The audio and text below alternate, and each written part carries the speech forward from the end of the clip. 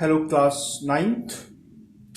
Now, class ninth, we are continuing with the same chapter. वही chapter हम लोगों का है, that is pressure in the fluids.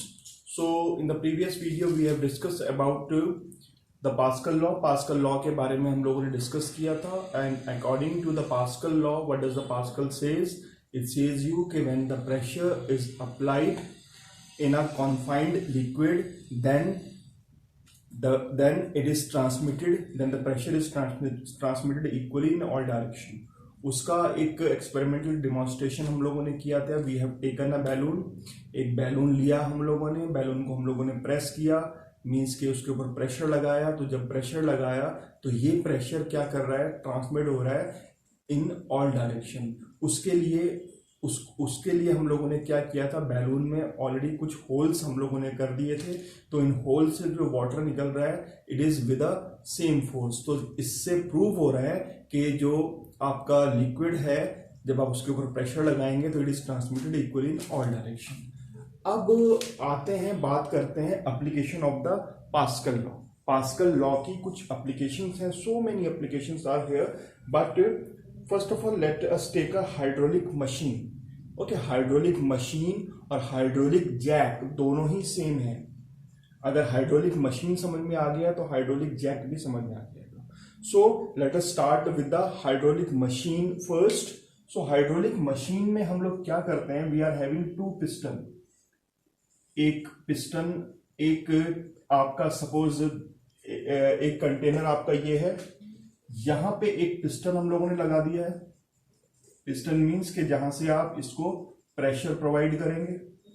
Okay, यहां से आप प्रेशर प्रोवाइड करेंगे. एंड इस पिस्टन के अंदर क्या है, आपका लिक्विड है, ऑब्वियसली लिक्विड ही होना चाहिए. सो इसको हम लोगों ने कनेक्ट किया एक दूसरे बड़े पिस्टन के साथ. इसको हम लोगों ने कनेक्ट कर दिया एक दूसरे बड़े पिस्टन के साथ.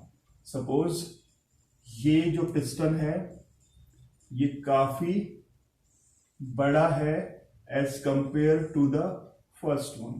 अब यहां पे कुछ भी आप रख सकते हैं. Suppose you want to lift, अगर हाइड्रोलिक जैक की तरह यूज करना है तो कार को उठाना है तो you can put a car here. यहां पे आप कार रख सकते हैं. ऑब्वियसली यहां पर क्या है, हियर इज अ लिक्विड. यहां पर क्या होगा, आपका लिक्विड होगा. सो ये लिक्विड है, यहां से प्रेशर ट्रांसमिट करेगा. ना सपोज हम लोगों ने क्या किया, इसके ऊपर एक फोर्स लगाया, से the force is F1. Force F1 था.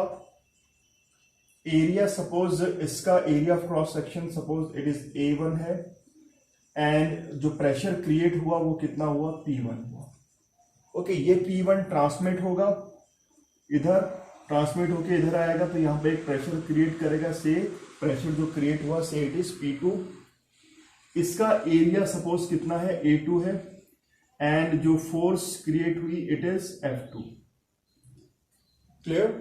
सो फोर्स लगाया आपने, मीन्स के कोई वेट रख दिया या जैसे भी करके कोई फोर्स इसको प्रेस किया तो F1 फोर्स लगाया. वो F1 फोर्स यहां पे F2 फोर्स क्रिएट कर रही है और इस वाले पिस्टन में P1 प्रेशर क्रिएट कर रही है. ये P1 प्रेशर यहां पर एक दूसरा प्रेशर P2 क्रिएट कर रहा है. इसके ऊपर अब जो भी हमको लिफ्ट करना है, अगर आप इसको यूज कर रहे हैं एज अ हाइड्रोलिक जैक तो यहाँ पर जो भी आपने यूज करना है you can put it here. जिसको भी आपने लिफ्ट करना चाह रहे हैं उसको आप यहाँ पे पुट कर सकते हैं. So now what happen, according to the Pascal law. Pascal law ने क्या कहा था, पास्कल ने ये कहा था कि that pressure is transmitted equally in all direction.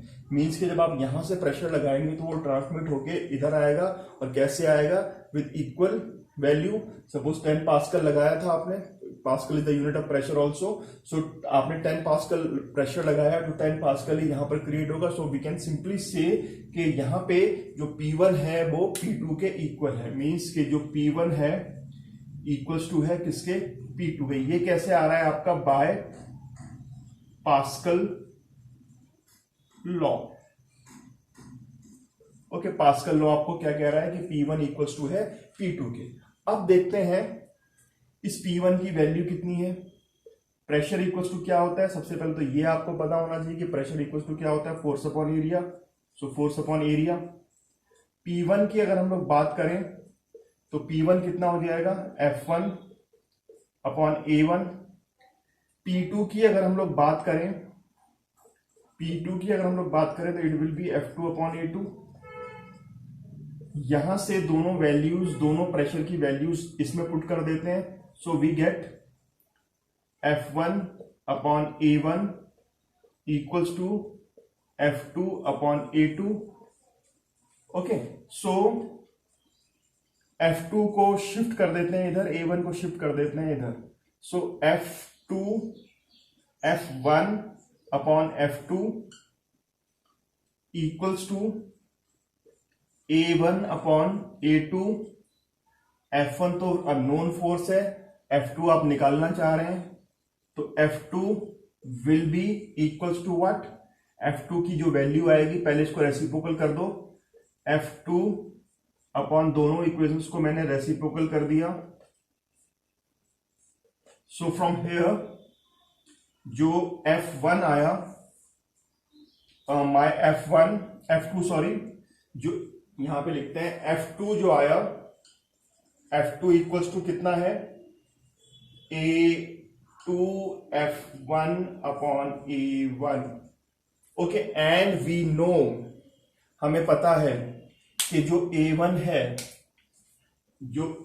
है इज लेस देन A2, इसका एरिया ऑफ क्रॉस सेक्शन ज्यादा है, इसका कम है, सो इट मींस यहां से जो F2 आएगी is greater than F1, means के यहां पे जो फोर्स क्रिएट होगी वो बहुत ज्यादा होगी, मींस कि आप 10 kg का फोर्स लगाएंगे यहां पे, उससे आप 100 kg को लिफ्ट कर सकते हैं। So this is an advantage of the Pascal law, और we can say this is an application, कैसे हमने उसको डेली लाइफ में यूटिलाइज किया है पास्कल लॉ को, it's only telling about that कि कैसे हमने उसका एक हाइड्रोलिक जैक बना दिया।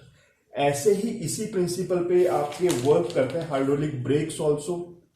ओके, हाइड्रोलिक ब्रेक्स भी आपके इसी प्रिंसिपल पे वर्क करते हैं, वहां पर भी हम बहुत थोड़ी सी फोर्स लगा के एक इतने बड़े व्हीकल को रोक सकते हैं। वैसे रोकना पॉसिबल नहीं है कि सपोज हम we are using the force by using our hand, force पर हैंड, और we can say our shoes और अवर फीट को यूज करके थोड़ी सी फोर्स लगा रहे हैं, पैडल को प्रेस कर रहे हैं, तो पैडल को हमने प्रेस किया तो ऑब्वियसली इतनी ज्यादा फोर्स हम लोग नहीं लगा रहे हैं, लेकिन with the help of by using the Pascal law we can say, और by applying the Pascal law, इतना बड़ा व्हीकल उससे रुक रहा है। तो हो क्या रहा है, वहां पर भी ऐसी हुआ, जो फोर्स F1 लगाई वो F2 से बहुत ज्यादा हो गई है, तो इतना बड़ा व्हीकल रुक गया। वैसे अगर आप रोकना चाहें कि आप सोचें कि हम लोग व्हीकल के आगे खड़े हो जाएं, कार के सामने खड़े हो जाएं, तो वो रुक जाएगी, it is not possible. Okay, वो रुकेगी नहीं, बल्कि okay, so we can not stop that.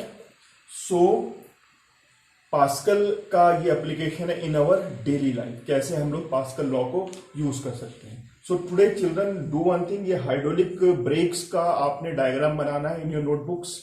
अपनी नोटबुक्स में इसका डायग्राम आप बनाएंगे, लेबल करेंगे इसके अच्छे पार्ट्स। हाइड्रोलिक मशीन मैंने आपको समझा दिया है कि क्या होता है हाइड्रोलिक मशीन। बाकी चैप्टर इज फिनिश, चैप्टर खत्म हो गया है और कुछ नहीं है। इसके न्यूमेरिकल्स ट्राई करवा दिए हैं मैंने, सारे न्यूमेरिकल्स हम लोग जब कर रहे थे तो उस टाइम हम लोगों ने न्यूमेरिकल्स किए।